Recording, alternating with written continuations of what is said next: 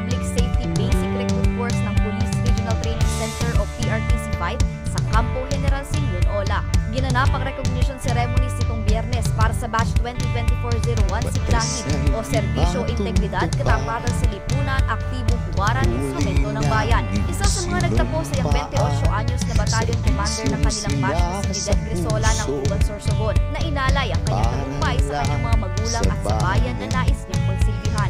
Pangarap ko po talaga maging part na uniform. Kami ay at the same time, para din ma'am sa family.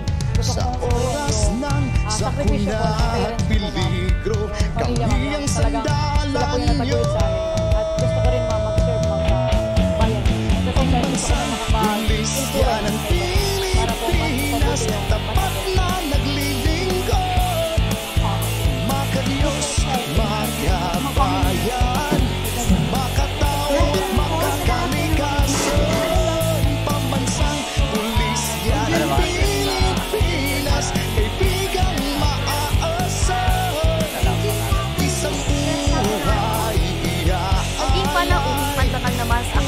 Police Colonel Roberto Oliver, Chief ng Operations Management Division ng NBI, receiving kinatawa ni Police Brigadier General Arnold Abad, Deputy Director ng National Police Training Institute. Kriminal ang aming kalaban, mamamayang pagsisilbihan. At sa gitna ng unos at pagsubok ng buhay, kami ang karamay nyo. Pinuri din ni Police Colonel Richard Actania, Chief ng PRTC-5 ang tagumpay ng Siklahib. Kami ay nakahanda sa oras ng sakuna at peligro. Sa aming kamay, ligtas kayo. Pambansang pulisya ng Pilipinas, tapat na naglilingkod.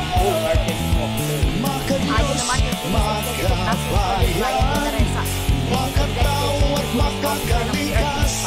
Apat na buwan din ang nagsasado ng mga nasabi sa loob ng mga bukos, mas hindi ang kanilang kaalaman sa loob ng kakayahan at pagbigal ng mahalagang pagkukunan bilang paghahanda para sa kanilang aktual at responsibilidad ng mga bago. May setting na physically, mentally, emotionally. Kailangan nakahanda tayo, nakaprepare tayo, at hindi basta-basta ang pag-ibig. Kailangan ng masuking paghanda, pre-trigger. Samantalang isa sa ilalim sa 2 buwang mga police training sa ilalim ng nasabing puso at sunod na isa sa ilalim sa patrol, traffic at investigation sa loob naman ang 6 na buwan. Para sa mga balitang tatak Bicol, Angie Dagta. Pambansang pulisya ng Pilipinas,